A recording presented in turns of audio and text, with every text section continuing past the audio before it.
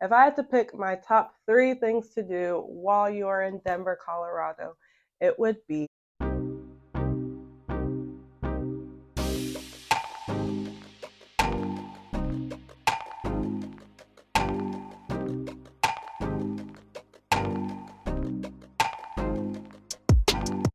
Hi, I'm Taya, and welcome back to my YouTube channel. Welcome to today's Ultimate Guide to Denver, Colorado. It's currently 2024, and I have been to Denver every year for the past 3 years. Today's video is going to highlight all the amazing things about Denver, Colorado, and what keeps drawing me back to that city and state. There's so many reasons why I love Denver, how active everyone is, how in tune with the environment everyone is. Everybody loves doing some kind of outdoor activity, and it just makes you want to be a part of it and go outside and explore more. I've been to Denver in the winter and in the summer, and I've got to admit that my favorite time to go is in the winter because of all the amazing winter activities that you can do over there. Here's how to prepare to go to Denver. For winter activities, make sure you have the following: appropriate ski gloves, appropriate ski goggles. Make sure that those ski goggles have 100% UV protection, because you don't realize until you take them off when you're up in the mountains how bright it truly is. You definitely need a balaclava to protect your face, thermal layers, and wool socks. I did a lot of research about the types of socks you should get, but wool, because it helps prevent all the sweatiness on your feet. And a down hooded jacket, of course. Let me show you mine. This is mine.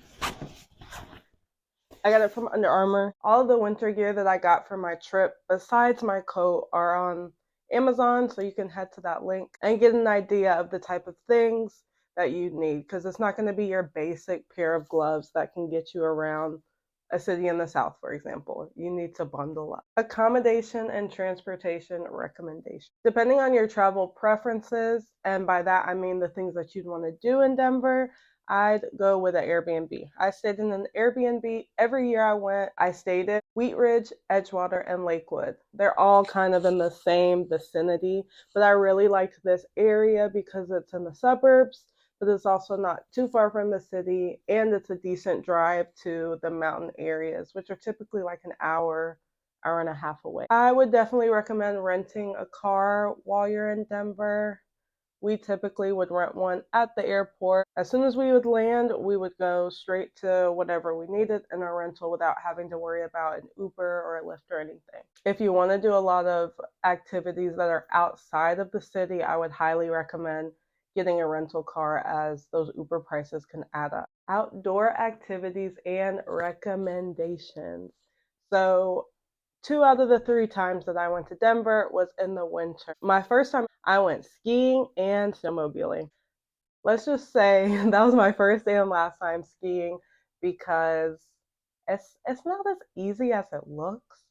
And we didn't even make it on the lift, because, like, why would we go higher up if it's going to be harder to get down? So we just stayed on like the flat platform with like a little baby hill, and I was still struggling. So skiing, but snowmobiling, I absolutely love it. Just being in the mountains, driving around with literally just snow around you was so amazing. When we did go skiing, we went to Copper Mountain, and I loved how helpful they were in helping you pick out your ski gear and stuff.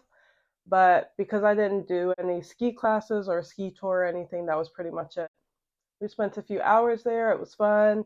Ate while we were over there, but that was about it. We did snowmobiling with Grand Adventures, which is in the Grand Lake area. It was not too far from Denver or the area that we were staying in, which was definitely a plus. Basically, at Grand Adventures, you have 4 hours to go snowmobiling. At the time we went, you could either go tandem, which means 2 people, or you could go on one by yourself. And we did tandem because I'm a little scared. It was a great time, of course, because I ended up doing it again the next year. However, in 2023, when we tried to book with Grand Adventures again, they weren't doing tandem at that time. I don't know if they still have it, but they didn't have it at the time that we wanted to go.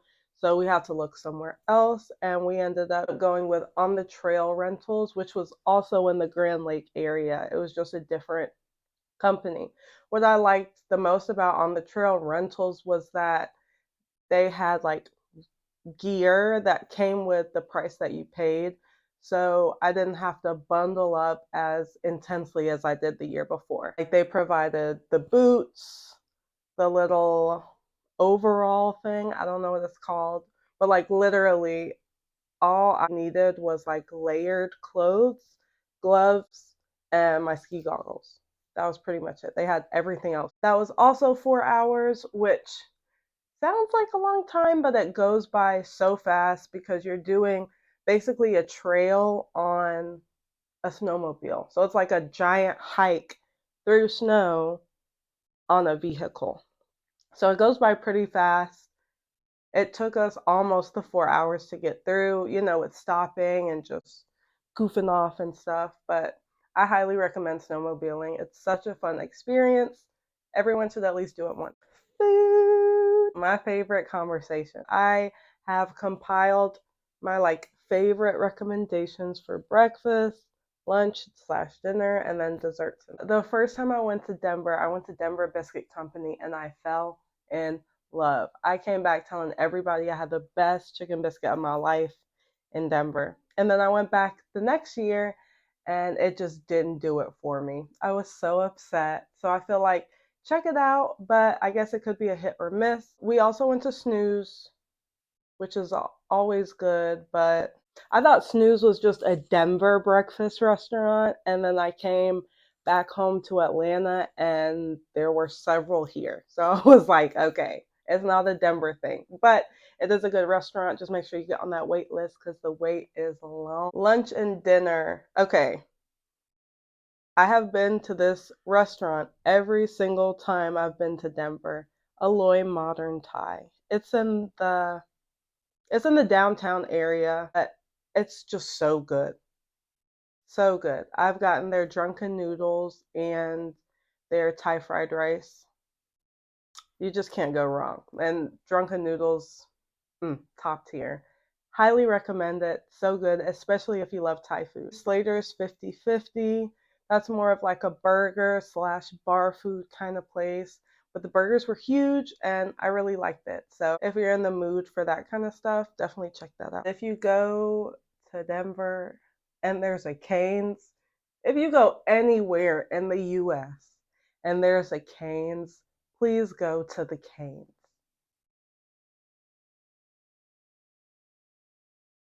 That's all I'm going to say. One thing about me, I'm always going to have a sweet tooth. Like anytime I eat something savory, I need something sweet after to balance it out. So of course I had to go to Little Man Ice Cream. It was so good. The wait was a long time. I'd say probably about 30 minutes. And this was in February. So I can't even imagine how busy it gets when it's actually hot. Ice cream's my favorite dessert, so I'm kind of biased, but it was delicious. And I saw recently that they do ice cream making classes, so I would definitely check out their website to see if they're doing one of those when you plan on traveling. Also, love, love, love, love, love, love, love Voodoo Donuts. They're like open literally all day and they're busy literally all day because of how good it is. So, whether you have a little sweet tooth in the morning, you can get some donuts for breakfast, or you can grab one after your meals, which is honestly what I did. We'd get a box, and that box would last us for the day. Inner city activities. These are things that are in slash near the city that you don't have to drive outside of Denver for. Some like inner city shopping areas just to explore the city, which I love doing. I would definitely check out 16th Street Mall and Larimer Square. Everywhere in downtown Denver is very walkable, so get those steps in. When I went to Denver in the summer, I loved going to Denver Art Museum. And then I also went to the Civic Center Park because they did food trucks. So they have a lot of food trucks and outdoor seating. So you could try different food. I stayed in Edgewater and there's a huge lake nearby called Sloan's Lake. It's huge. So one of the mornings I was there, I walked around the lake, petted all the cute little dogs. It was just a nice time. I promise, when you're out in Denver, you just want to be outdoors because the weather is amazing, the people are so nice and friendly. I also went to a baseball game at Coors Field. If you like yoga, they have a few places where you could get your first class for free or try something new. So I took actually 2 yoga classes while I was over there. If you're looking for fun indoor activities to do, I would definitely check out Punch Bowl Social. Check out Urban Putt Mini Golf, but don't go at night because it gets so busy at night to where like the wait time is like 2-3 hours. Not worth. So if you go during the day, it's cheaper and literally there's barely anybody in there. So definitely make that like a day activity and then spend your evening doing something else. We did a whiskey tour at Stranahan's Distillery. Highly recommend. Highly recommend. It was such a fun time, so worth the money. The tour guide was nice, super nice. It was cool getting to learn about whiskey, like going to a whiskey distillery. I just feel like that's different from your other distilleries that you'd visit. So I really enjoyed that. And let's just say you're going to have to chill in the lobby for a little bit before you get back in the car. We went to Ace Eat and Serve, which is ping pong. Well, they have like ping pong on one side and then a restaurant on the other side. Basically, you reserve your table, they give you a big bucket of the little ping pong balls, and then you just play. And they go around with like this little ping pong ball scooper and they just scoop them up and put more in your basket for when you run out. I loved it. I didn't realize how bad I was at ping pong until I started playing, but the more I practiced, the better I got. I feel like with a little practice, you'll get the hang of it if you're anything like me. But I was expecting it to be like the table tennis on Wii Sports. That used to be my game, and it was nothing like it. So just do with that as you wish. I almost hit several people. As always, remember when you're traveling to do things according to your travel preferences. Just because someone recommends something and stands by it doesn't mean that that's going to be for you. So, for example, if you don't want to do any mountain skiing, snowmobiling, anything in the mountains, and you don't mind splurging a little and you don't want to get a rental car, I would definitely recommend staying in the city so that you can walk everywhere and you don't have to worry about parking.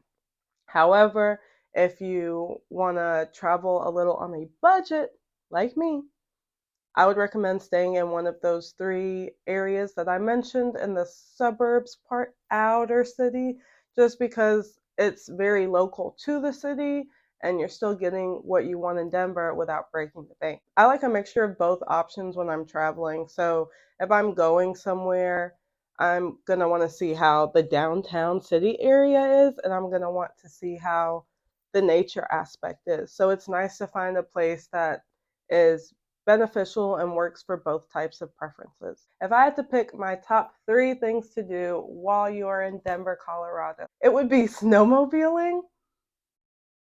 Prioritize it. It is costly, but it's 100% worth it and not as expensive as skiing. Snowmobiling would be number 1. Number 2 would be playing ping pong at Ace Eat and Serve. And number 3 would just be exploring the area. I feel like whether you stay in the city, in the suburbs, in the mountains, there's so much to explore in Denver. So like just walking around and looking at the local shops, the local restaurants, just getting a good idea of the place. I love feeling like a local when I'm somewhere. So talk to the locals, talk to the people that live there because they can give you more tips on things to do in that specific area that you're in. I hope you enjoyed this video. Many more guides like this to come. Subscribe so you don't miss anything, and I'll see you next week.